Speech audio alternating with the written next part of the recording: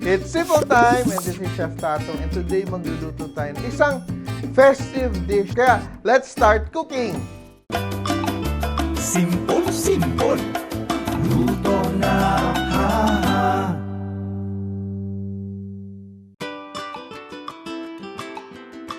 This recipe is part of the Simpol Cookbook series where we try to make cooking as simple as ABC. Kaya yung gagawin natin ngayon ay Arroz Valenciana. Pero eto, meron akong pot of boiling liquid. Yung liquid ko dito ay chicken stock yung gamit ko. So, you can use water, but you can also use chicken stock. And eto siya, 4 cups of malagkit.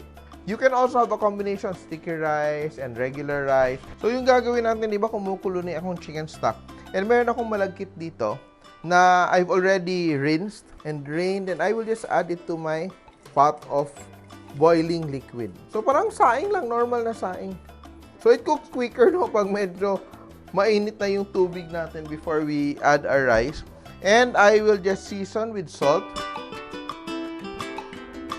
And golden fiesta cooking oil para mas maging glossy yung rice natin. No? It will also make it more tender. So, let's just let that cook. And sisimulan na natin yung second part natin. Ito, set B na tayo. Sobrang simple ng ating gagawin. So, meron akong chicken dito. You can use a whole chicken cut into pieces. Pero yung gamit ko dito, chicken fillets.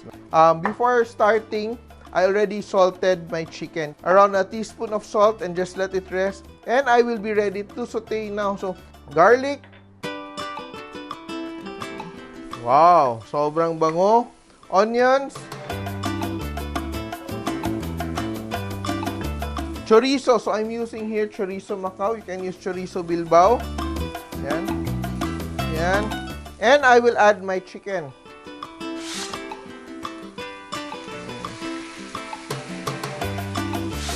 And I will just add to give that nice color, turmeric. And eto, to give it a nice orangey color, maglalagay ako ng tomato sauce. No, this is optional, but for this version, I will add tomato sauce. I'm using UFC Filipino style tomato sauce. And I just season with patis, dato puti patis. Linamnam, of course, is very important. And cracked black pepper. I'll add my raisins now. Optional yung raisins. Some people don't like raisins, ha. Yan. And I add 2 cups of gata. Ito yung very important ingredient natin, yung gata. We let that simmer. Look at my chicken. It's simmering beautifully. And so we'll just add our red bell peppers and green bell peppers. Green peas. Add it. And I will just let it rest. Papatayin ko na siya. And our rice is cooked. Yan, tingnan natin, no? Ang rice, kung anong gagawin ko dito, I will just transfer it to the other side. So, scoop out your rice. Yan.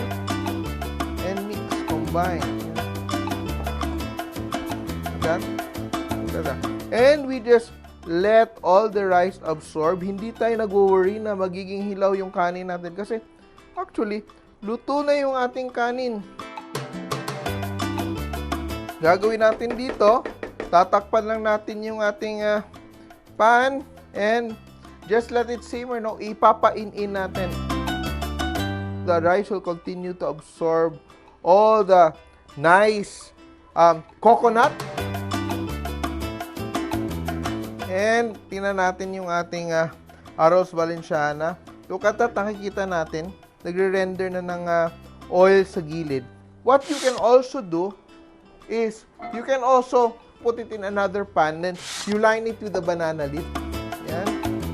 Just transfer it. Yan. Very nice, oh. And we just garnish with hard-boiled eggs.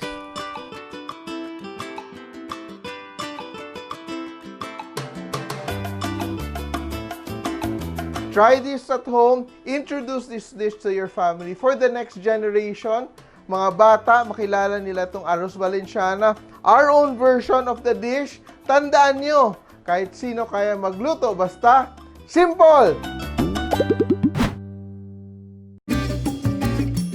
Mga ka-simple, remember, loving is sharing. Kaya share this video and like nyo na rin. Kain muna ako. Bye!